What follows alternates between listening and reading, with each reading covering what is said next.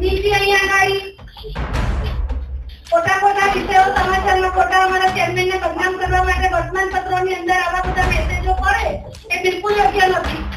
Security વ્યવસ્થિત મૂકો. આટલા બધા બોડીગાર્ડ રાખ્યા છે, શું કરવાનું? અમારા ચેરમેનનો જીવ જોખમમાં છે. સવાલ જ નથી ને. બીજો પણ એક્સિડન્ટ કરે સાહેબ. એ લોકો પાસે લાયસન્સ નથી હોતું, પાછળ ચોટલા બાંધીને જાય છે. તો પેપર ખોટું, પેપર ઉપર તમે કેસ કરો તો ખોટું કરો.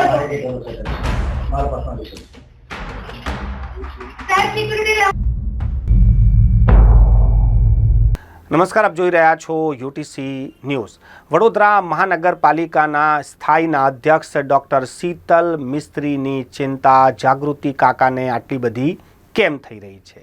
આ સવાલ હવે લોકો પૂછી રહ્યા છે.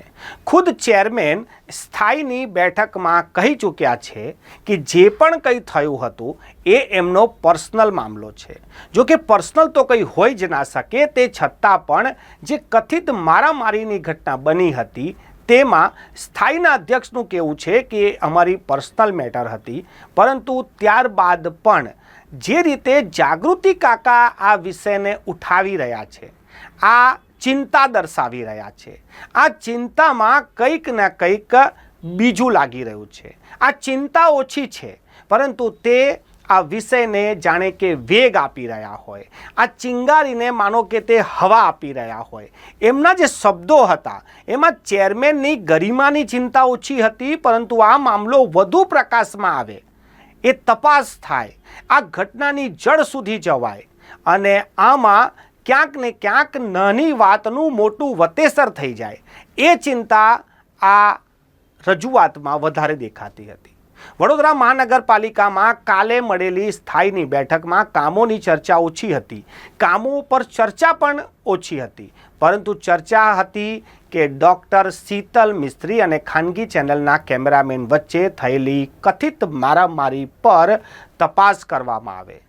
આ મામલામાં એટલા સુધીના નિવેદન આવી ગયા કે ડૉક્ટર શીતલ મિસ્ત્રીને સુરક્ષા આપવી જોઈએ. એમને કોનાથી ખતરો છે? શું એ ખાનગી ચેનલના કેમેરામેન સાથે જો વિવાદ પણ થયો હોય અને કથિત મારામારીના જે ગંભીર આક્ષેપ છે એમાં ઝપાઝપી પણ થઈ હોય, તો ના તો કેમેરામેન કોઈ મોટા ઉગ્રવાદી છે કે આતંકવાદી છે કે કોઈ ગુનાહિત પ્રવૃત્તિ ધરાવે છે, ના ડૉક્ટર શીતલ મિસ્ત્રી એવા કોઈ વ્યક્તિત્વ ધરાવે છે.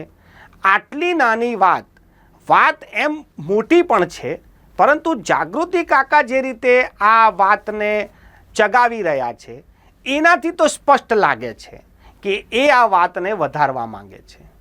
આ મામલામાં જે ચેનલના કેમેરામેનનું નામ આવ્યું હતું તેમના એડિટર અજય દવેએ તો તે જ દિવસે સોશિયલ મીડિયા પર ખુલાસો પણ મૂકી દીધો હતો અને તેમના પત્રની જે ભાષા હતી એ એટલી સારી હતી કે અજય દવેએ તો સ્પષ્ટ કરી દીધું હતું કે જો કેમેરામેનને લાગતું હોય કે ખોટું થયું છે તો તે પણ ફરિયાદ કરી શકે છે, અને જો ડૉક્ટર શીતલ મિસ્ત્રીને લાગતું હોય ખોટું થયું છે તો તેઓ પણ ફરિયાદ કરી શકે છે.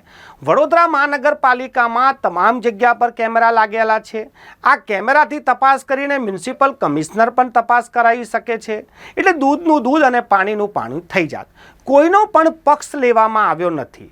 આ મારામારીની કથિત ઘટનાને લઈને જે અખબારોમાં સમાચાર આવ્યા અને ત્યારબાદ જે રીતે સ્થાયીની બેઠકમાં પણ આને લઈને ચર્ચા થઈ છે, આ ચર્ચા હવે સ્ટેન્ડિંગના ચેરમેન પર હુમલાની ઓછી છે, પરંતુ હવે આ મામલાને ચગાવીને ક્યાંક ને ક્યાંક આ વાતને મોટી કરવાનો ઈરાદો વધારે લાગી રહ્યો છે.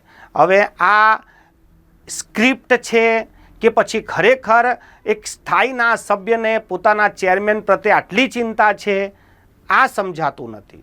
હોઈ શકે કે ચેરમેન વિશે એમને વધુ ચિંતા પણ હોય અને તેના માટે તેઓ સુરક્ષા માંગતા હોય, પણ આપ સુરક્ષા માંગી કોની પાસે રહ્યા છો? મીડિયાકર્મીનો જો નામ આવતું હોય તો એ મીડિયાકર્મી પણ તમારી સાથે વર્ષોથી કામ કરે છે, તમારા અસંખ્ય ઇન્ટરવ્યૂ લઈ ચૂક્યા છે, એનાથી કમસે કમ તમને કોઈ જીવનો જોખમ તો ના જ હોઈ શકે. એટલે સુરક્ષાની વાત ના હોય, માત્ર ડિસિપ્લિન કે સમજાવટની વાત જરૂરથી હોઈ શકે છે.